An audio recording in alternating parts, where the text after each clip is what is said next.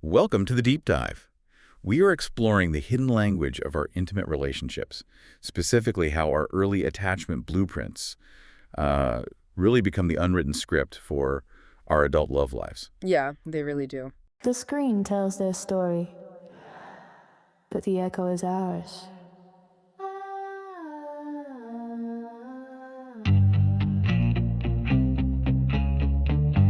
Attachment styles in the movies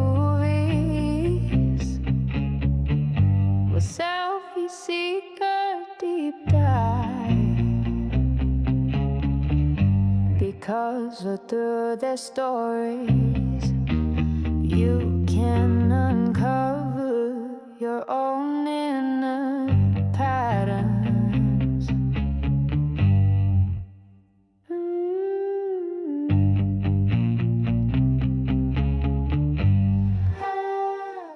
Today, we're doing a deep dive into the modern classic Marriage Story. It's a film that, on the surface seems to be about divorce, but it's actually, well, it's a masterclass in attachment failure. It really is the perfect story to dissect for this, and we're using the powerful analysis by Helen Mudiba to guide us today. Right. She argues the film is, well, it's a profound look at identity, control, and that really messy, nonlinear climb out of pure survival mode. And for you listening today, our mission here is to provide a bit of a shortcut to understanding this psychological map. We'll be using Helen Mudiba's core framework, the pathway to sovereignty. This framework is essentially a staircase, right, for emotional development. It helps us track the journey from those reactionary survival patterns to a state of self-regulated presence and integrity. Exactly. The pathway is how we can understand if Nicole and Charlie are reacting from their survival state. And that's, fight, flight, freeze, or fawn, Wow. or if they're actually responding from a place of self-authorship. Okay. Before we really get into the film itself, maybe we should quickly map out that staircase, because understanding the stages is pretty key to understanding this whole deep dive. Yeah, definitely. How does Helen Mudiba define these stages behaviorally? Like, what's the real difference between, say, stability and wholeness on this pathway? Okay, yeah, that distinction is crucial. So at the very bottom of the ladder, you've got survival. Right. This is the state of powerlessness. Your nervous system is just flooded, safety feels miles away, so you default to protection mechanisms, things like withdrawal or control or maybe hypervigilance. You're not really processing anything, you're just enduring. Okay, just getting through it. Yeah. And when you try to climb out of that survival state, where do you land next? You land in stability, and this is where, honestly, most people confuse activity with actual calm. Stability involves these really intense efforts to fix the outer world, hoping it'll make you feel safe inside. So doing replaces being. Think of it like actions that imitate calm, like seeking external structure, following really strict rules, engaging in intense mediation, but without ever cultivating that inner peace. So stability is all external action, but without any internal resolution. That makes a lot of sense. What's the next step up from there? This is the essential shift. Self-awareness. This is the pause. It's that moment when you finally stop the frantic action, ask, why am I reacting like this? Wait, has this exact feeling happened before? Reflection starts to reveal the patterns underneath the immediate emotional reaction. It's really the moment where the unconscious wound starts to become visible. Okay, so the pattern emerges, then we move into the stages of actually integrating that awareness. Yes. From self-awareness comes integrity. Integrity is, well, simply acting from your inner truth instead of from fear. Your choices start to align with your personal values rather than just being an emotional defense. Like, for instance, holding a necessary boundary, even when you know it's going to bring temporary pain or discomfort. Right, doing the hard thing because it's true. And then wholeness. Wholeness is the integration step. This is where you start to reclaim the parts of yourself that maybe you rejected or outsourced to others for safety. Duality becomes bearable. You can actually hold both the reality of love and the necessity of loss at the same time. You integrate that flexible part of yourself you might have denied. Holding complexity. And the top of the ladder is freedom. Freedom is self-authorship. It means receiving life as it is, without denial, without blaming others for your emotional state. It's really the highest form of self-regulation, where you choose accountability over resentment. And we'll see Nicole and Charlie both, briefly touch freedom right at the end of the film. Okay, that map is incredibly helpful. Now, with that in mind, we absolutely have to acknowledge the quiet center of this story. Their son, Henry. He's 8 years old, and the analysis really stresses that Everything Nicole and Charlie do, every interaction, is shaping his nervous system. That's absolutely critical to understanding the film's depth. Henry is the invisible third character, really. And his body is learning what safety means through his parents' actions, their conflict, and importantly, their attempts at repair. He's learning whether love comes with conditions. Exactly, whether people stay when things get hard. And this is precisely how generational patterns perpetuate themselves, right? It's laid down in the body's experience. This sets up our opening reflection perfectly.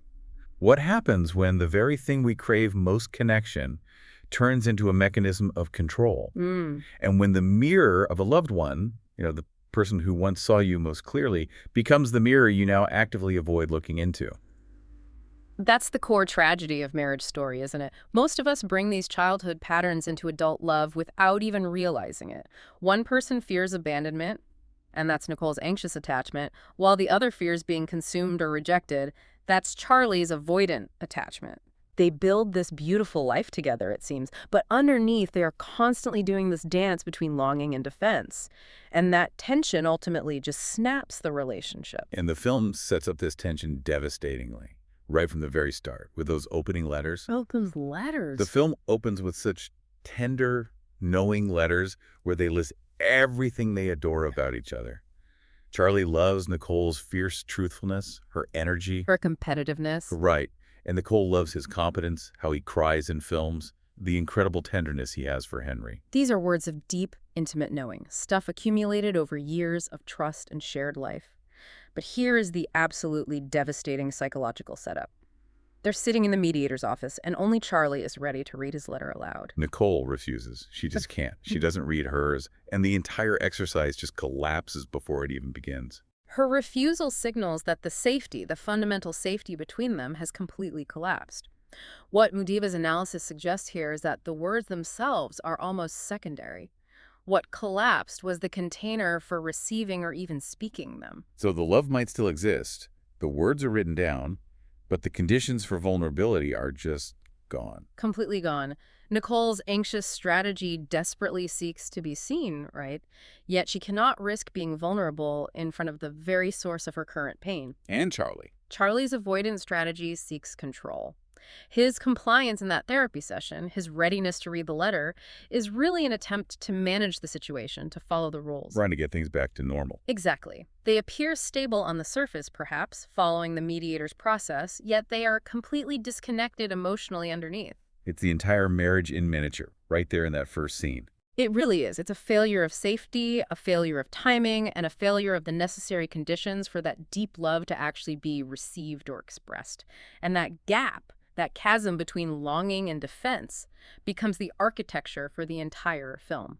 Okay, let's dive fully into part one then. Mapping this attachment dance onto the pathway to sovereignty. We need to really clearly define the psychological strategies at play here for Nicole and Charlie. Okay, so Nicole clearly embodies the anxious attachment strategy.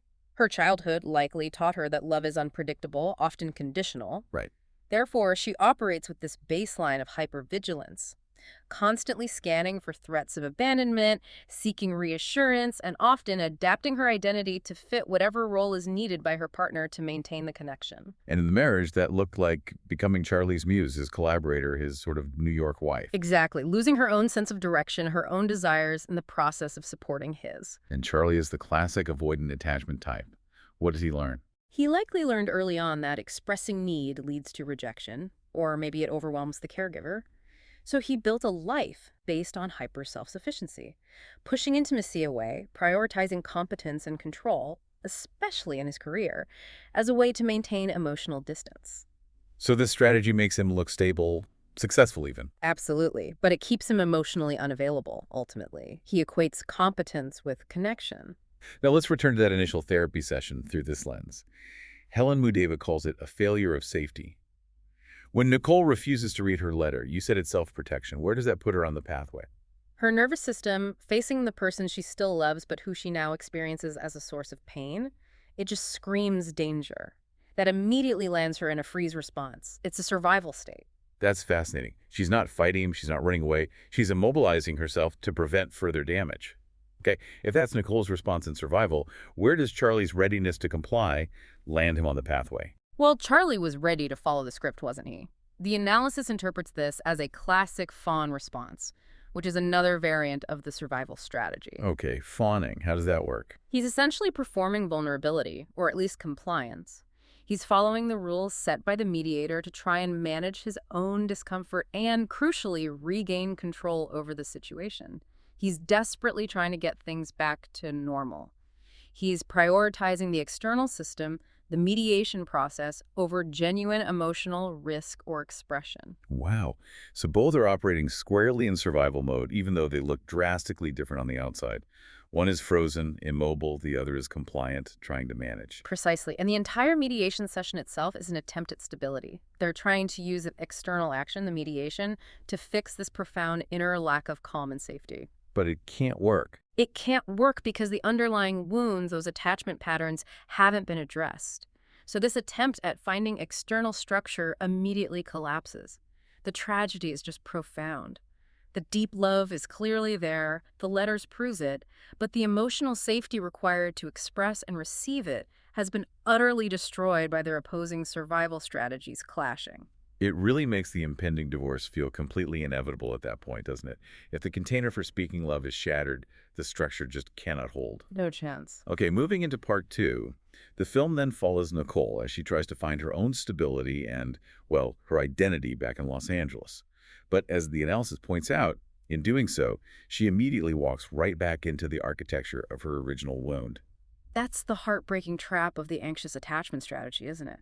When the primary attachment figure, Charlie, destabilizes and becomes unsafe, the instinct is to retreat to the most familiar source of connection. For Nicole, that's her mother, Sandra. But Sandra's home is the source of the wound itself.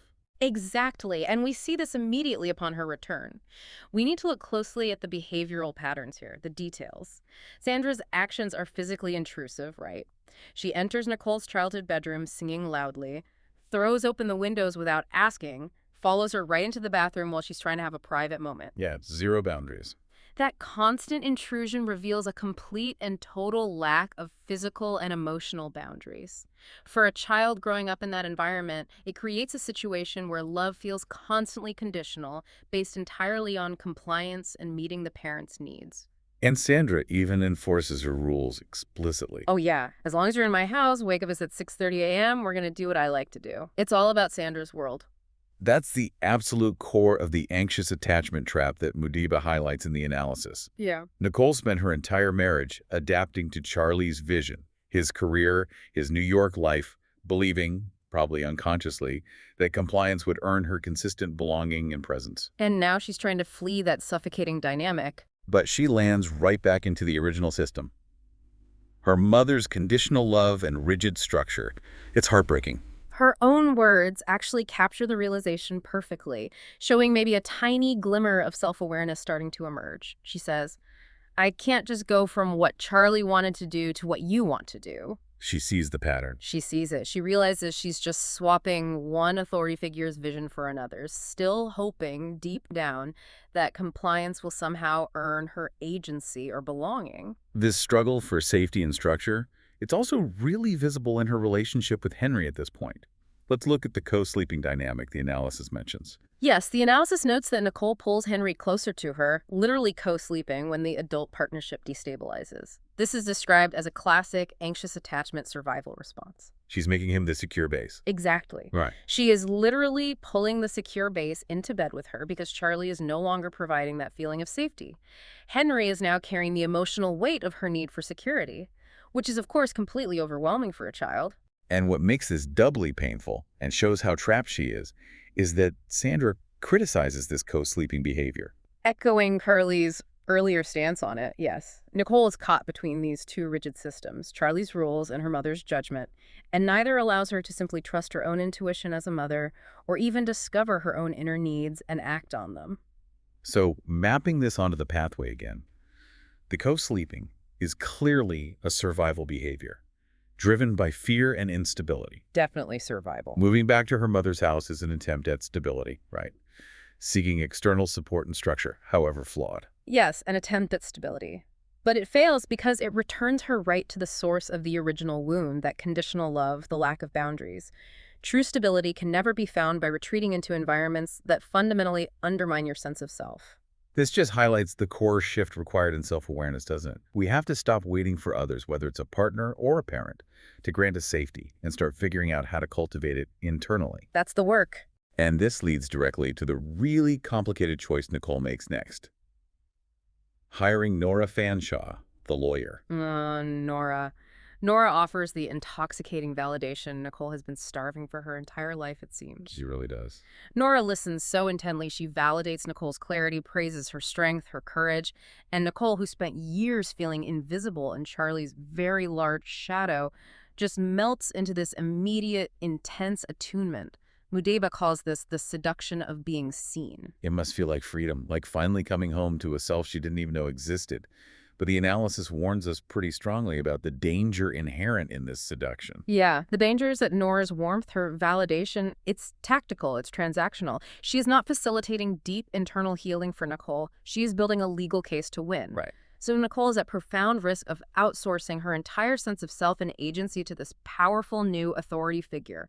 Nora, just as she outsourced it to Charlie and her mother before him, she's basically trading one form of external validation and structure for another. But her choice to hire aggressive representation, as the analysis also points out, is also a powerful assertion of agency in its own way. It's a refusal to just disappear quietly. Absolutely. It's complex. She is fighting to be heard, to be visible, using the divorce experience as a mechanism to finally assert herself after years of accommodating. The issue is she might be confusing being heard by the lawyer and eventually the court with being healed, which requires internal work, not external battles. So where does this land her on the pathway to sovereignty? She's definitely moving toward the edge of self-awareness. She's recognizing her need to fight and be visible, which is huge, but she's still operating primarily in stability. She's relying on the external action of Nora and the looming courtroom battle to create protection and define her value. Instead of finding it within. Exactly. True empowerment, as the analysis reminds us, requires her to hold her own experience, validate her own needs without needing a courtroom verdict to confirm her reality. Integrity would mean acting from her inner truth, not needing Nora's structure and validation to define her defense or her worth. Okay, so if Nicole is struggling to find her agency back in LA by kind of reverting to stability through Nora, what is Charlie doing back in New York to manage the growing pressure and, frankly, terror of the divorce? This moves us into part 3, focusing on the avoidant breakdown. Yeah, Charlie's strategy is always suppression and control, right? He maintains that calm facade, prioritizing competence, his work, over messy emotion. But the body never lies, and we see the body betraying that suppressive mask during that really tense phone call with Nora. That's the scene where Nora basically threatens him with losing custody of Henry if he doesn't comply. His face and his voice remain incredibly measured, and it's the classic avoidant mask of composure, but his hands are fidgeting. What is he doing with his hands? The analysis focuses on this, right? It does. He is fidgeting with a small X-Acto knife attached to his keychain, and he's pressing the blade lightly, almost unconsciously, against his thumb. The analysis interprets this visually small moment as incredibly significant.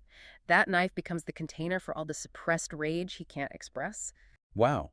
So his body is literally telling the truth that his words and face are refusing to acknowledge or articulate. Yes. Avoidance suppression drives all that intense emotion underground, doesn't it? And this leads to these kinds of self-inflicted cuts, both literal maybe, like the knife against the skin, and definitely emotional, like cutting off his own emotional reality to maintain that composure. He is subtly self-harming in a way, to contain the violence of the emotion he feels but won't allow himself to express towards Nora or even Nicole. This physical manifestation of his internal pain is such a powerful moment of self-awareness bubbling up on the pathway. The body senses the suppressed violence, the injustice, and alerts him to it, even if he doesn't consciously register it. Exactly. And the work there for him would be acknowledging that impulse exists, that the rage is real, without necessarily acting on it destructively, or perhaps acting on it by finally speaking the suppressed truth in a contained way. What's really beautiful about the film's structure here, though, is that it immediately contrasts this moment of suppressed violence with a moment of unexpected, wordless intimacy, showing that love doesn't just vanish entirely, it shapeshifts. You're talking about the tender haircut scene. The haircut scene, Nicole comes over and trims Charlie's hair in the bathroom. It's such an act of ordinary domestic tenderness right in the middle of this escalating legal warfare. It's shocking, almost. It is. For that brief moment, they are not adversaries. They're just two people who once knew each other's bodies intimately and cared for them. And importantly, Charlie allows himself to receive that care, even without demanding or expecting reunion. He lets her be kind. It's that duality again, the one Mudiba discusses. The simultaneous existence of rupture and profound care side by side. And this moment of care is immediately followed by the necessity of a boundary. The visual metaphor of the gate moment, it's so quiet but just devastating. As Charlie leaves after the haircut, they close the garden gate together, but from opposite sides. Each pushing their half closed. Yes, they are participating mutually in the necessary act of separation. Neither is abandoning the other in that moment. They are simply recognizing and honoring what is true and necessary now, the necessity of a boundary between their lives. This movement, these two scenes together, feels like a real glimpse toward integrity on the pathway for both of them. Nicole practices aligning her action, the tenderness of the haircut, with the necessary boundary, the separation at the gate. Yes, and Charlie allows both the care and the boundary. They are both, for a moment, honoring reality without collapsing into blame or avoidance. They're trying to hold the duality of love and separation, even though the legal system is about to drag them right back down into conflict. And that is exactly what happens next, isn't it? Yeah. Because these systems, the legal systems, they gain momentum. That peaceful glimpse of integrity is immediately overshadowed by the machinery of the divorce process, which, as the analysis points out, demands certainty and victory over any kind of healing or nuance. Yeah, the system takes over. So in part 4, we delve into the courtroom, which the analysis calls a collective archetype, and the inevitable volcanic break that results from all this forced civility and suppressed pain. The courtroom becomes the stage, doesn't it? For every single unmet childhood need they both carry. The lawyers, Nora and Jay, they're not just professionals doing a job. The analysis suggests they become archetypes, projections of the parts of Nicole and Charlie that want to be right far more desperately than they want to be whole. Right. The system itself demands the complexity be lost. Yeah. It asks, okay, who is the villain here? Who gets to win? It replicates the logic of the wounded inner child. If I can successfully prove you are the bad one, then I escape the shame of my own complicity, my own part in this. Nuance is completely lost. Humanity is lost in the pursuit of a judicial victory. And this experience immediately sends both of them plummeting right back down to survival and pure ego defense on the pathway. They essentially handed their power, their narrative, over to a system that knows absolutely nothing of repair or healing. They just sit there passively as they are painted as selfish or unstable or unworthy parents, internalizing the harsh projections thrown by the lawyers on the other side. It's brutal to watch. In the suppression, all that forced civility enforced by the courtroom's rigid structure, it can only last so long before it just erupts through the surface. Yeah. Which culminates, of course, in the apartment eruption, probably the most honest and absolutely devastating scene in the entire film. Oh, that scene. This is the moment the armor completely collapses after the grueling, humiliating court testimony. Charlie has been blindsided by the sheer viciousness of Nora's attacks. Nicole has endured months, maybe years, of feeling invisible and judged, first by Charlie, now by the system. And when Charlie finally explodes, his words are just horrifyingly raw. He says, "Every day I wake up and I hope you're dead. You never thought I was good enough for you. You wanted me to fail." That outburst. It's not really about Nicole in that moment, is it? Yeah. That is his deepest, darkest wound speaking, his profound fear of inadequacy, his core belief that he is fundamentally not enough, never has been. Exactly. And his rage is physical, but even in this total collapse, he adheres to the avoidance strategy. He redirects the violence away from her. He punches a wall, damaging something inanimate, the drywall. Right. It's the avoidant collapse strategy in action. I will hurt myself or damage my environment before I dare risk hurting you directly or truly engaging in the terrifying intimacy of a real raw fight with you. And Nicole's response is equally visceral, equally true to her core wound. You never saw me. It's the ultimate protest of the anxious child who was never truly mirrored, whose lifetime of performance and adaptation failed to earn visibility and recognition as a separate whole self. They both finally articulate the unbearable truths that were simmering beneath the surface for years. Charlie claims she used him, his status, to escape her mother and her LA family expectations. And Nicole insists he only ever saw her as his wife or his muse, an extension of himself, but never as a separate, fully realized human being with her own needs, her own dreams, her own trajectory. The analysis points out the profound, painful, complex truth of this scene.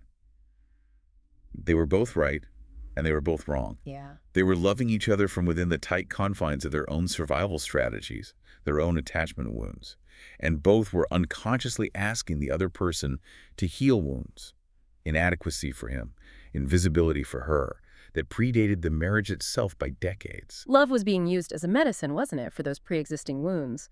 But all it did was shine a light on exactly where the real healing needed to happen within themselves. They realized maybe in that moment they needed to heal themselves, not merge together to try and cover the void. And then the aftermath of the explosion, which is in its own way the most redemptive moment of the entire scene. After the volcanic break, Charlie just collapses. He sobs, offering this real, unmanaged, broken apology. I'm sorry. I'm sorry. The avoidant mask is utterly destroyed. There's nothing left. And Nicole stays. This is crucial.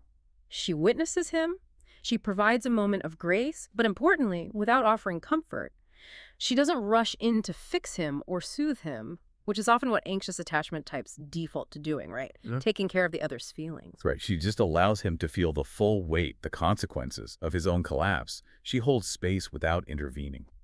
That raw eruption, as devastating as it is the doorway to self-awareness for both of them, according to the analysis. The unconscious wounds, Charlie's deep fear of inadequacy, Nicole's terror of abandonment and invisibility become painfully visible, undeniable. The collapse burns away the false selves, the performances they constructed to survive the marriage. They are forced, finally, to pause and ask, why did I let it get this bad? Why does this feeling, this dynamic, feel like it's happened before in my life? And that clarity, born from the breakdown, allows them to begin the slow, really non-linear climb toward wholeness and eventually freedom in Part 5, what the analysis calls the bittersweet repatterning. The first major action that seems rooted in this newfound emotional maturity, or at least the potential for it, is Charlie moving to Los Angeles. Yes. And the analysis stresses this is not presented as an apology. Not really. It's framed as a choice rooted in accountability. He rents an apartment nearby. He gets a residency at UCLA. He prioritizes proximity to Henry. This is hugely significant for someone with an avoidant attachment style. Charlie actively resists the core avoidant impulse for distance and escape, and he trades it for presence, even uncomfortable presence. He is choosing proximity over pride, isn't he? Choosing to show up consistently for his son, even though it costs him the life, and especially the theater company he built that he thought defined him back in New York. So this choice moves him firmly into wholeness on the pathway. Charlie integrates the flexible part of himself, the part that can prioritize relationship over career achievement. Yes, he realizes he can hold the duality. He can be a working artist and a present, responsible father. He takes full responsibility for his presence, regardless of whether Nicole acknowledges it or praises him for it. He's doing it for Henry, and maybe for himself. And the positive impact on Henry is shown immediately. Henry no longer has to carry these two separate worlds or constantly translate between two separate versions of his parents. His father has committed to showing up consistently in his world. And the final sequence of the film just perfectly encapsulates the unresolved complexity, the bittersweet nature of this repatterning. It's Halloween. Right. Nicole, Henry, and Sandra are dressed as the Beatles, a little family unit. Charlie arrives unplanned, and he throws on a sheet. He becomes a ghost. A ghost haunting the edges of his own family story. He's present physically there in the house, but still somewhat excluded, displaced from the center. It's poignant. And while Charlie is kind of lingering alone in the hallway, Henry finds something. He finds Nicole's original letter, the one she couldn't read in the therapy session right at the beginning. And Henry reads it aloud to Charlie. Oh, that moment. Charlie finally hears the words of love and deep admiration about his competence, his artistic drive, his devotion to Henry, but he hears them through his son's voice long after the structure of the marriage has completely failed. The words, months old, somehow outlive the relationship itself. They offer this complex, bittersweet narrative where both people truly loved and truly tried, even if they failed to make it work. And he can only truly hear it now, the analysis suggests, because he has walked through enough pain, enough collapse to finally drop his defenses.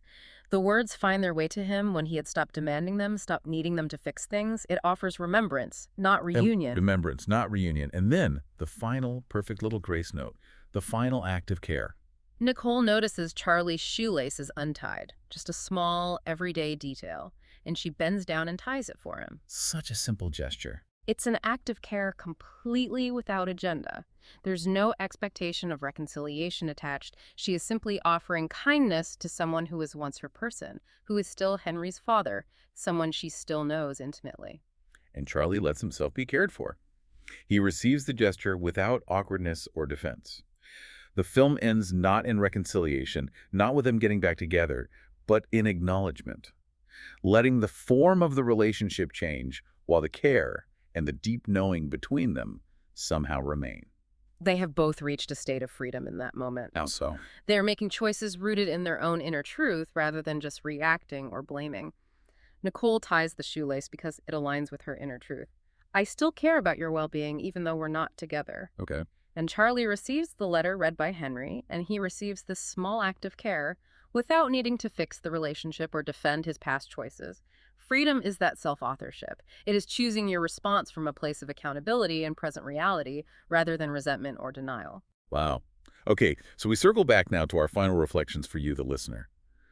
If you recognize yourself in this map, if you see your own patterns in Nicole's anxious pursuit, or maybe in Charlie's avoidant withdrawal, you kind of have to ask yourself, where do I wait for external validation? Do I tend to seek control, or do I maybe disappear or shut down when I feel hurt? And what patterns from your own childhood maybe replay in your current relationships? Do you find yourself prioritizing protecting the connection itself at all costs? Or are you primarily focused on defending your ego, proving you're right? Yeah, and crucially, can you hold compassion for both the pursuer and the withdrawer within you? Because, let's be honest, those patterns genuinely live in all of us to some degree. Absolutely. As Helen Nudiba writes in her analysis, healing rarely looks like reunion. It often looks more like remembrance. You cannot control when or if others will ever truly hear you or understand your pain, but you can stop waiting for their apology or their validation to define your worth or grant you peace. Which leads us to the practice. Yes. For anyone listening who has ever waited, maybe for years, for that closure, for that conversation that never happened, the analysis offers a really powerful practice she calls the letters you were meant to hear. Okay. It is a profound tool for self-closure, really, based on the understanding that most people who hurt us, well, they might never deliver the apology or the acknowledgement we feel we need, often because they're still trapped way down in their own survival strategies. You simply cannot wait for them to reach freedom before you find your own. That sounds incredibly powerful, especially if you've been stuck for a long time waiting for a specific word or moment of validation that just isn't coming. Yeah. How does the practice actually work on a nervous system level? What does it do? It works by intentionally giving your body the experience of resolution, even if the other person isn't involved. So the first step is to identify the specific need. What specific thing did you need from a particular person? Could be a parent, a partner, a boss, a friend that you didn't receive. And get hyper-specific here. Like, I needed them to notice when I was struggling without me having to perform a major crisis just to get their attention. Got it. Really defining the exact lack, the unmet need, and then we move into the actual writing part. Yes. Step 2. You write the letter they might never write. You actually sit down and write a letter as that person, speaking directly to you, or rather to the wounded part of you. You allow them in the letter to say the words you've been waiting, maybe aching, to hear. Things like, I see now how much you needed me back then. I am truly sorry I could not give you the safety and presence you deserved. I understand why you felt hurt, abandoned, unseen. Wow. So you are essentially giving your own nervous system the experience of finally being seen and mirrored, even if you have to author that seeing yourself. You become the agent of your own repair. Exactly. You provide the missing experience. Step 3 is critical. Read it aloud. You find somewhere private, maybe place a hand on your heart or your belly, and you read the letter you wrote as them aloud to yourself. The key is registering that the waiting is over. You allow your body, your nervous system, to hear and internalize the sound of those resolving, validating words. Let it land. Okay, receive that manufactured but still potent closure. And after receiving that, you take back your power. That's step 4. You write your own response back to that imagined version of them from the letter. In this response, you tell them what you needed to hear, confirm you've heard it in the letter you wrote, and then crucially, you tell them what you are choosing now.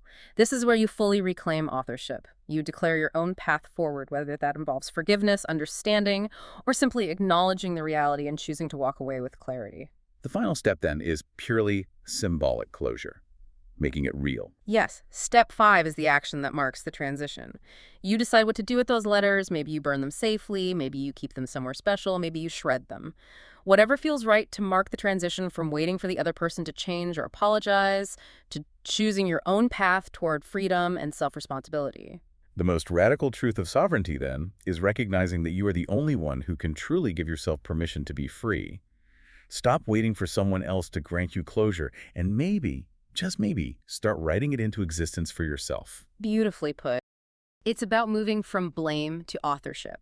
Because, as Helen writes, sovereignty begins where blame ends. And the love you thought was lost, or the validation you never got, it becomes the mirror reflecting your own strengths, the mirror that ultimately sets you free. A truly profound way to reframe these painful experiences. Thank you.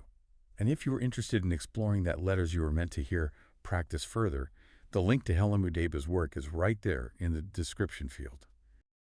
Thank you for joining us for this deep dive into attachment, identity, and that long, often messy, nonlinear road from blame to compassion, as laid out so powerfully in the story of Nicole and Charlie. We'll see you on the next deep dive. The screen tells their story, but the echo is ours.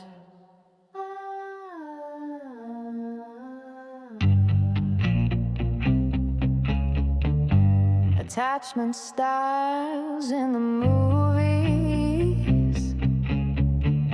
with selfie seeker deep dive, because through their stories you can uncover your own inner